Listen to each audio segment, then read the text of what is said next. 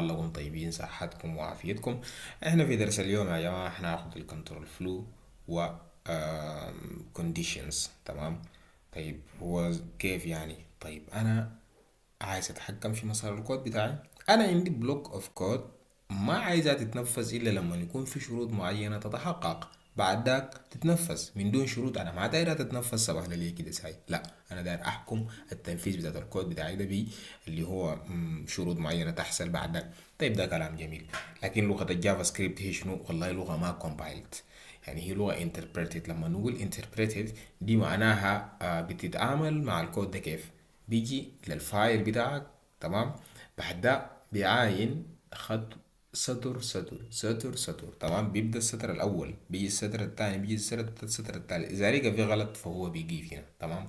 ما بيمشي لقدام للطريقة اللي بتتعامل مع الجافا سكريبت مع الكود بتاعك. طيب نحن إذا قلنا عندي كود أو بلوك أوف كود ما عايزة تتنفذ إلا لما يحصل شرط معين، تمام. طيب ده نستخدم شنو؟ نستخدم اتنين من المفاهيم، اللي هو الاتنين دول انا بستخدمهم في اللي هو التحكم في مسار الكود بتاعي. اول واحد فيهم اللي هو else if، والتاني السويتش اللي هناخدها في المحاضرة الجاية. طيب ال else if كعادتنا انه يا اخي لازم اي حاجة قبل ما نجي ننفذه نعرف الجملة بتاعه بتتكتب كيف، صح ولا ما صح؟ طيب اتفقنا. هنا ال else ال if كده كالآتي، دي الجملة بتاعه، تمام. دي الجملة حقته. هنا الكونديشن بتاعي، الكونديشنز، كويس. هنا الكونديشن بتاعي ده الشرط ظابط. هنا اللي هو البلوك اوف كود او الاكسكيوشن، هنا بيكون التنفيذ، هنا بيكون التنفيذ، كويس. هنا بيكون الاكسكيوشن بتاعي اللي هو الكود بتاعي اللي مفترض يتنفذ، تمام. ده في حالة انه الشرط بتاعي كان ترو، الشرط اللي انا بديه ده كان صح يعني. طيب else لو كانت غلط، طوالي شنو في بلوك اوف كود اخر بيتنفذ هنا، تمام. الاتنين دول بيمشوا مع بعض، ظابط. طيب ده في حالة انه انا مثلا عندي شرط معين. طيب خلينا نيجي نشوف حاجة دي بعدين نمشي لقدام. طيب عندي مثلا إشارات المرور يا جماعة. في حالة إنه كان إشارة المرور دي كانت خضراء، أنا بعرف إنه شنو، مثلا بقول لك كرة الزرار. لو كانت حمراء ستوب، صح ولا ما صح؟ طيب هنا بجي بقول له إنه أول حاجة بجي بعرف متغير لد مثلا سيجنال، مثلا هنا بتساوي خلينا نقول ريد، تمام. فيلا الكونديشن بتاعي هنا شنو؟ الكونديشن بتاعي إنه السيجنال دي، كويس، لو كانت بتساوي وزي ما قلنا يا اخوانا، نحن شنو، نحن هنا بنقارن بين شنو، بنقارن بين قيمتين من نفس النوع البياني اللي هو ريد.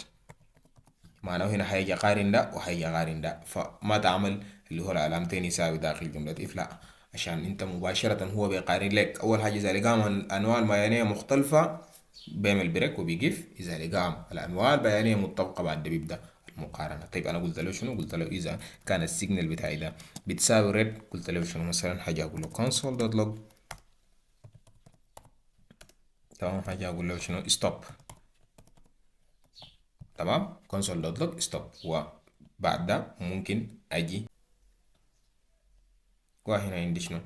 ستوب، لانه فعلا الاشاره كانت حمراء. بس اجي اقول له else، يعني لو كانت خلاف ذلك انا هاجي اقول له شنو؟ console.log continue.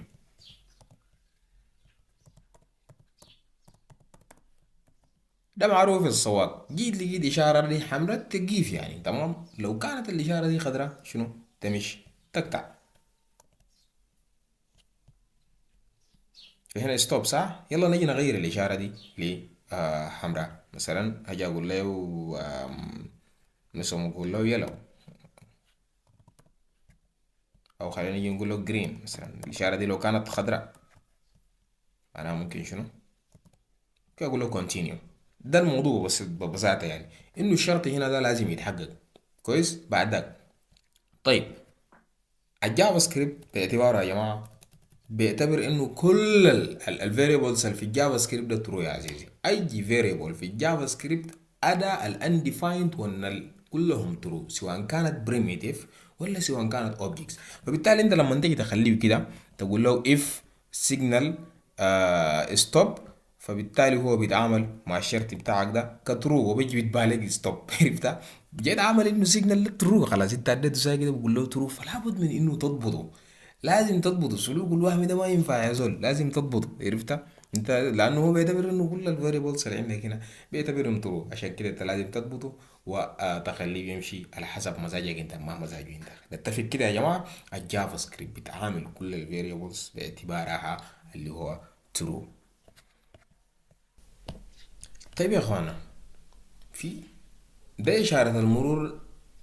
أنا في حالة إشارة المرور والله أنا هتحقق من 3 شروط. إنه الشرط الأول لازم يكون جرين. إما يكون جرين، إذا كانت الإشارة دي جرين فأنا بعمل حاجة معينة، وإذا كانت الإشارة دي اللي هو يلو برضو في حاجة معينة مفترض، صح؟ إذا كانت ريد في حاجة معينة يبقى يلا انا اذا قلت دار اشيك كده ما هقدر اشيك انا هنا اكتر من شرط. طيب انا حاجه اقول له الاشاره دي لو كانت جرين او يلو، هل الاثنين ده في اتفاق بيناتهم؟ هل لو كانت جرين ولا كانت يلو الاثنين بيخليني اقطع؟ حتما لا. هل اذا كانت اللي هو جرين او ريد، او لو كانت يلو او ريد ده بيخليني اقف؟ حتما لا. اي اشاره له ما انا براو. اذا انا هنا بكون مضطر انه اشيك اكتر من شرط. عشان الكلام ده في حاجه اسمها اللي هو else if. تمام. else if يعني يكون عندي شرط تاني. فيلا حاليا انا الكلام ده قال له بيقى اللي هو الريد، كويس، له بيقى اللي هو الريد. تمام. انا بقول له ستوب، ان الاشاره دي لو بقت ريد انا بقول له ستوب، صح ولا ما صح؟ طيب. طيب حاجه اقول له else if. else if يعني معناها شنو؟ يعني معناها دي شرط تاني والله. ابو الشباب شرطك التاني شنو؟ انه والله يا اخي السيجنال دي يساوي اللي هو جرين، في حاله انه كان ساوت جرين. فانت رايك شنو في الموضوع يا اخي؟ والله انا كان ساوت جرين، انا عايز اخلي الزول كونتينيو، انا دايره شنو؟ يكتب كونتينيو. إشارة بقت خضرا يعني ما في حاجة بيخليه. طيب عندك إيش؟ عندك كلام تاني؟ عندي كلام تاني else if. طيب هقول له if كانت السيجنال ده تمام يساوي شنو؟ السيجنال دي لو كانت والله يا أخي يساوي يلو. انتوا براكم عارفين انه في اصفر برضو ترى يا جماعة، عشان ما غالي الساي. انه اذا كانت يلو اللي مفترض يحصل شنو؟ هقول له بي ريدي. بي ريدي، انت ده استعداد يعني مفترض انت صح ولا ما صح؟ في زول بيغالبني في الكلام ده. طيب احنا نجي نشيك الحاجة دي واحد واحد. تمام.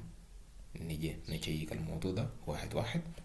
يا اخي والله في الحالة الأولى أيوة. ليه عملت كونتينيو؟ والله لأنه الإشارة هنا أنا مادي إنه جرين، ولو كانت جرين يبقى كونتينيو. لا لا لا، أنا داير الوضع ده استعداد. تمام. استعداد. طيب ها بي ريدي بقت اصفر، يقول له بي ريدي. اذا يا جماعه الاكسكيوشن بتاعي هنا تمام بتتنفذ بناء على الشرط الفوق ده انه يتحقق. انه يتحقق. طيب. طيب في زول بيقول لك يا اخي في حالات معينه انه يا اخي والله لازم الشارع ده يكون كده وكده. في حالات انه دار اقطع الشارع مفترض في شرط ده انا شايفه يعني انه مثلا الناس كتوعيه، بس اجي اقول له ليت، بس اقول له ستريت ستاتيو، كويس، مثلا تساوي هل هو امتي،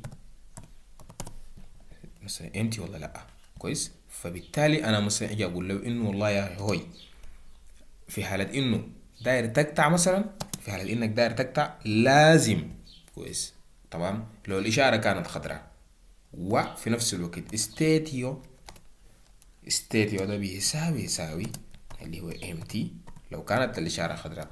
هنا امتي ده للزول بقول له كونتينيو. تمام.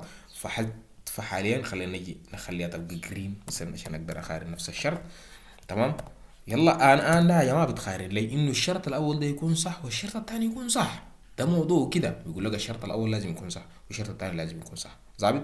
فيلا دي اللي هو عشان الشرط ده عشان الكلام ده يتنفس لازم الاثنين يكون صح. طيب هيديني شنو؟ طيب عفوا. طيب يا جماعه احنا خيرنا حاجة طبعا يا جماعة. وبعدين بالمناسبة أنا عشان أقدر أبدأ الحاجة فهاجي أقول له else أي حاجة مثلا خلاف الكلام ده. ممكن بقول له بس ستوب. تمام. مثلا يكون عندي في مقارنة غلط يعني ما في نهائيا. whatever انا هقول له stop يعني. طبعا ده عشان اذا كان في اي شيء تاني خلاف الكلام اللي فوق ده كلهم stop، اذا كان الكونديشن ده خلاف الحاجات الموجوده عندي ده. فيلا هنا empty، وفي اللي هو true. انا empty هنا كاتبه غلط، فعشان كده لخبطت هنا، شلت من طبعت له ذاته empty. طيب انا هنا بقول للزول ده شنو؟ بقول له يا اخي والله اذا كان الشارع ده فاضي كويس والاشاره خضراء يا ولدي اقطع. كويس طبعا هقول له continue. طيب في حالة اليلو، لو الإشارة دي كانت يلو وبغض النظر السكرين اللي هو مثلا الستريت، طبعا أنا بيجي بقول له لكن هنا ما بيجي صح. طيب يجي وين في الإشارة الحمراء يعني. أنا هي ممكن أجي أقول له إذا كانت في ناس عندهم كده إنه إذا كانت الإشارة حمراء والستريت اللي هو هنا ممكن أجي أقول له ستريت يساوي إشارة حمراء طيب. إشارة حمراء والستريت كانت كانت مثلا فاضية مثلا، يا جماعة والله أنا ما أعرف. طيب في ناس بتجي في إنه مثلا فل، أيوة خلينا نقول شنو فل. الستريت دي كانت شنو فل، عفوا الستريت كانت فل أول الإشارة كانت حمراء. في كل الأوقات أجيف يعني، ما شرط أنت تلقاه اللي هو وين هي. طيب ستريت اور ستاديوم يساوي فل هنا. كويس لو كانت الاستاديو ده بيساوي فول فمفترض تعمل ستوب يعني، بغض النظر اللي هو كان الشارع ده كانت الشارع خضراء ولا حمراء. انت لقيت الشارع قافل فمفترض لقيت الشارع مليان فمفترض تقف يعني. ده باختصار شديد اللي هو التحكم في مسار الكود، احنا بنسميه الكنترول فلو. لازم الاكسكيوشن بتاعك تنفذ، او الكود بلوك اوف كود بتاعك ده يتنفذ بناء على وجود شرط معين، تحقق شرط معين. الجافا سكريبت بيعتبر انه كل التايبس اللي عنده الداتا تايبس اللي عنده عباره عن اللي هو ترو عدا الانديفايند والنل الاثنين دول بس. اذا فبالتالي انت لازم تكون حريص جدا لما تمرر شرط هنا، لابد من انه الشرط بتاعك ده تحكمه بحاجه معينه، ما تخليه زي عشان لانه بعدين في واحد بيمشي للرياكت وبيجي بقول لهم مثلا، بيجي بقول له اف، بيجي بقول له مثلا اف اللي هو السيجنال بتاعي ده and and هنا بالمناسبة مباشرة هو طالما ده ما كان اللي هو undefined فهو طوال شنو ولا نل، طوال بيجي بيعتبر لك الحاجة دي ترو وبيقوم بيعمل لك الاكسكيوشن تحت يعني. فإذا كان فعشان كده بتكون حريص شديد يعني انه ده تربطه بحاجة ولا بعدين بتخليه ساي يعني. تمام. فبالتالي انه هنا زي ما قلنا عندي الشروط بتاعي هنا بيتحقق، او الاكسكيوشن كونتكست بتاعي او الاكسكيوشن بتاع البلوك اوف كود ده بيتحقق او بيتنفذ بناء على وجود شروط معينه. فبعد ذاك انا ممكن اتحكم ذاته في طريقه تحديد الشروط. هل انا عندي شرطين مرتبطات مع بعض لازم يكونوا موجودين عشان يتنفذ؟ زي هنا قلت له اذا كانت الاشاره خضراء والشاري كان اللي هو فاضي فانت في الحاله دي اقطع. تمام. اذا كانت الاشاره حمراء والشارع ده مليان، تمام، فانت اول الشارع مليان فانت بتجيف يعني، سواء كان لقيت الاشاره خضراء ولا سواء كان لقيت الاشاره حمراء انت بتجيف. اذا لقيت الاشاره اذا لقيت الشارع ده برضه مليان فانت بتجيف يعني. ايوه اشاره خضراء هناك لكن في مظاهرات يعني دار تركب في الناس ولا كيف، فلا بد من انه تقف يعني. تمام. اذا كانت الاشاره مثلا صفراء فانت تكون شنو في وجه بتاعت الاستيراد. وهنا شفنا كان انه المرور، اشاره المرور كان يعني ممكن يكون افضل مثال في انه الناس تستوعب الحاجه دي. فعموما يا جماعه إن شاء الله الباقي نواصلها في المحاضرة الجاية وهناخد على أمثلة زيادة وكده يا جماعة. فمن هنا لغاية ما نلقاكم، كنا لكم الصحة والعافية.